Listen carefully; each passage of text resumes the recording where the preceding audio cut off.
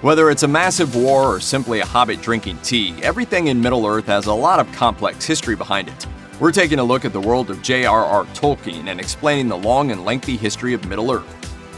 Tolkien's world begins with the events of the Ainulindale, or the music of the Ainur. The Ainur are a race of angelic spirits that are the offspring of the thought of Iluvatar, the creator and chief being in Tolkien's world. The Ainur are known for their singing, although initially they only sing individually. Eventually, Iluvatar informs the Ainur that he wants them to compose a great music with him. The song consists of 3 themes.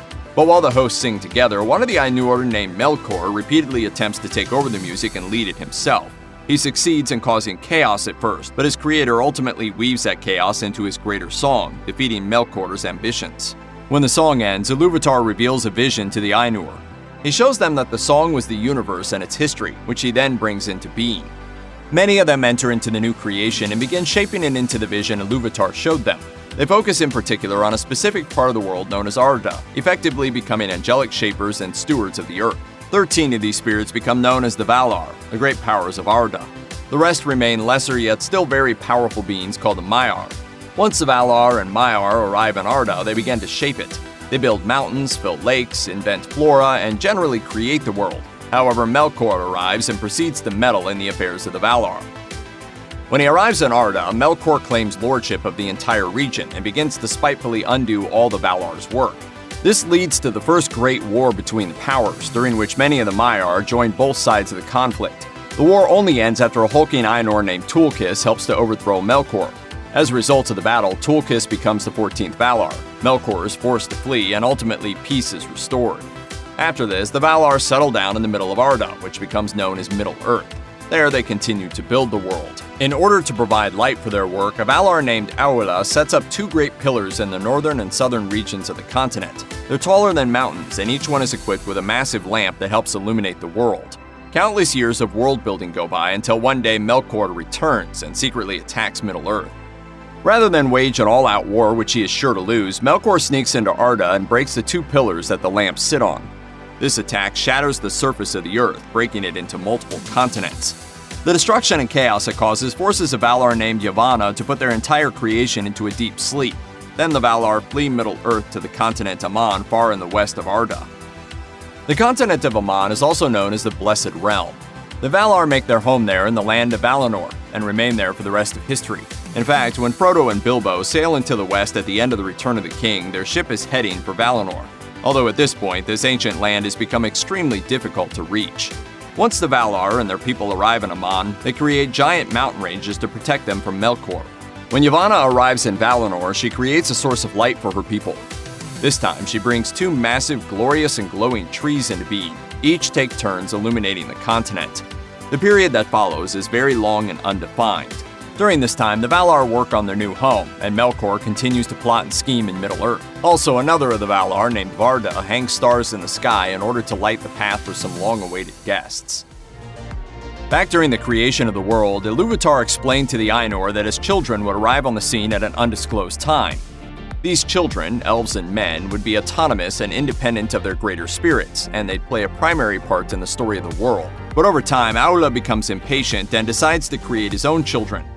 While he ultimately repents of his hastiness, Iluvatar decides to adopt Aula's new creations, thus bringing the race of dwarves into existence. However, Iluvatar puts them to sleep until his own children awaken. At some point after this event, the Valar learn that the elves have finally awoken on Middle-earth. They decide that they need to put a stop to Melkor before the children of Iluvatar are caught up in another cataclysmic event. Unfortunately, they're too late, and many elves are captured by Melkor and warped into the race of the orcs. With so much at stake, the Valar go to war yet again, this time defeating Melkor and bringing him back to Valinor as a prisoner. They then invite the elves to come and live with them in the Blessed Realm, and many of them accept the invitation.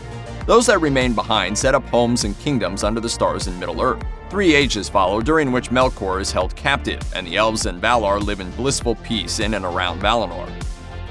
During the long ages known as the Years of the Trees, an elf named Fëanor creates 3 gems called the Silmarils.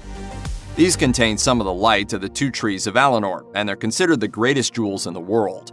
Around this time, Melkor is released and given a chance at redemption, but instead of reforming, he secretly whispers lies and causes dissension among the elves in Valinor. Eventually, he recruits a monstrous spider spirit named Ungoliant, who sucks the life out of the 2 trees. Melkor and Ugruliant then steal the Silmarils and return to Middle-earth. Against the commands of the Valar, Feanor leads his people, known as the Noldor, out of Valinor in pursuit of Melkor. Feanor and his people begin to refer to the fallen Ainur as Morgoth, and from that point on, that's how Middle-earth comes to know him. Feanor wins several victories against Morgoth's gathered armies. However, Feanor dies early on in the fighting, and his people are unable to completely conquer their enemy. Instead, they settle down for a long struggle that lasts for centuries. Though betrayed by the elves and Morgoth, the Valar forever play the role of guardians and stewards. When the rebellious Noldorian elves arrive on Middle-earth's starlit shores, the Valar show pity on them by hanging the sun and the moon in the sky to illuminate their path. Though there are some stories that imply that the beginning of the First Age overlaps with the years of the trees, the exact timeline for the First Age in Tolkien's writings are difficult to pin down. It's likely that this period of Middle-earth's history begins here, because it's at this point in the history that coincides with the awakening of the second set of Iluvatar's children, men. The First Age ends nearly 6 centuries later. This epic period of time involves a protracted series of wars that are far too complicated to lay out in this video. It's worth noting, though, that for a time, the elves gained the upper hand and set up a centuries-long siege of Morgoth's main fortress of Angband. However, after several hundred years, Morgoth's armies managed to break out of the siege and win several victories that leave the elves reeling. It's at this point that the Valar return to Middle-earth, coming to the aid of the elves in the War of Wrath. This catastrophic conflict ends with Morgoth's complete defeat and banishment into the Timeless Void, although it comes at the cost of yet again damaging the world and flooding the eastern portion of the continent. After the cataclysmic events at the end of the First Age, the Valar and many of the elves head back to Valinor, while other elves, along with men, dwarves, and a variety of evil creatures, make their way east, further into Middle-earth. It is at this point that the map begins to look much closer to the one from The Lord of the Rings.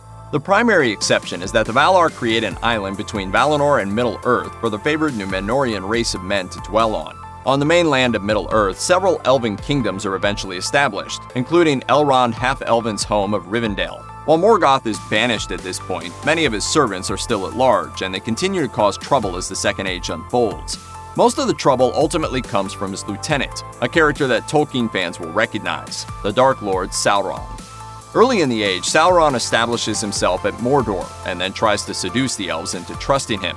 He helps them forge rings of power and ultimately attempts to control them by creating the One Ring to rule them all. While his plan backfires and the elves hide their rings, Sauron ends up getting his way by using brute force. He conquers most of Middle-earth and is poised to finally control the entire continent when he runs into unexpected resistance. Sauron's conquest of Middle-earth only stops when the Numenorians arrive on the mainland with a massive army. The Dark Lord surrenders himself without a fight, and he's taken back to Numenor. There he convinces the Numenorian king to turn on the Valar and attack the Blessed Realm in an attempt to gain immortality. See, though the humans of the Second Age live long lives, they are not immortal like the other children of Iluvatar, the elves. The Valar, fatigued by eons of fighting, turn to their creator. Iluvatar, ever watchful, is aware of the conflict that has plagued his creation and decides to intervene. He sinks the entire island of Numenor in an Atlantis-like catastrophe. In addition, the world changes from flat to round, and the Blessed Realm becomes exclusively accessible by a magical path that only the elves can find. In the meantime, a small group of survivors known as the Faithful escape back to the mainland of Middle-earth. Once they're there, the faithful Numenorians set up the kingdoms of Arnor and Gondor.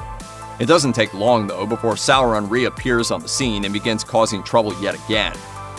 As the Second Age comes to an end, the Numenorian kingdoms ally with the elves of Middle-earth and form the last alliance of elves and men. Fans of Peter Jackson's trilogy will recognize this, as it's basically the opening scene from the Fellowship of the Ring. With Sauron defeated, peace comes to Middle-earth for a time. The first major defeat of Sauron marks the end of the Second Age. The 3,000-year-long Third Age that follows is mainly defined by the two Numenorian kingdoms of Arnor and Gondor. While they remain strong for a time, eventually Arnor is defeated by the Witch King of Angmar. This is the same Witch King that Éowyn kills centuries later on Pelennor Fields in the battle for Minas Tirith. I am no man.